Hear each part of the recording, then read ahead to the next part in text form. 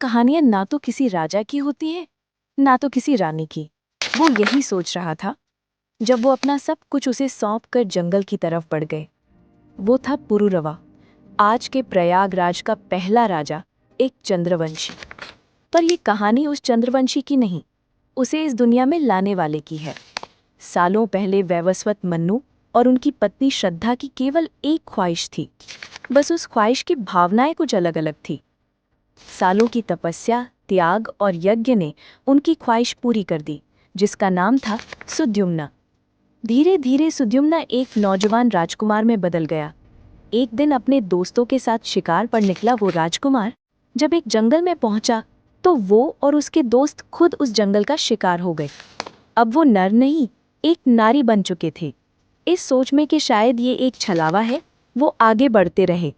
सभी के लिए ये मानना बहुत मुश्किल था, पर दूर से चमकते हुए प्रकाश ने उन सबका ध्यान जो खींचा, तो इन सबके चेहरे का प्रकाश भी लौट आया। लेकिन सुद्युम्ना का चेहरा निराशा से भरा हुआ था। ये जंगल माँ पार्वती का श्रवण बगीचा था, जहाँ आया कोई भी नर हमेशा के लिए नारी में परिवर्तित हो जाता।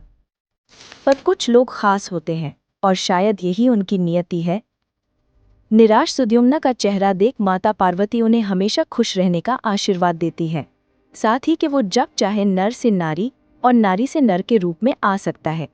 लेकिन सुद्युम्ना ने अपने स्त्री रूप को ही अपना लिया और इस स्त्री को नाम दिया इला, जो शायद सालों पहले उनकी माँ की भी इच्छा रही थी। अब से श्रवण बगीचा ही इला का नया घर था।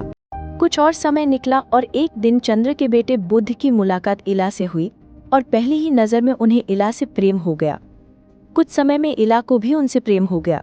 जब बात विवाह तक पहुंची तो इला ने बुध को अपना अस्तित्व बता दिया, जिसे बुध ने निस्संकोच अपना लिया।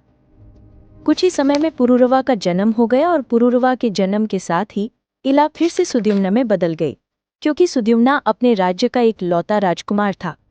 राजा के सिंहासन पर लौटे सुद्युम्ना की कई और पुत्र पुत्रियां हुई और जब राज सिंहासन सौंपने का समय आया तब उन्होंने अपने पहले पुत्र पुरुरवा को राज सिंहासन सौंपा और हमेशा के लिए जंगल की तरफ बढ़ गए।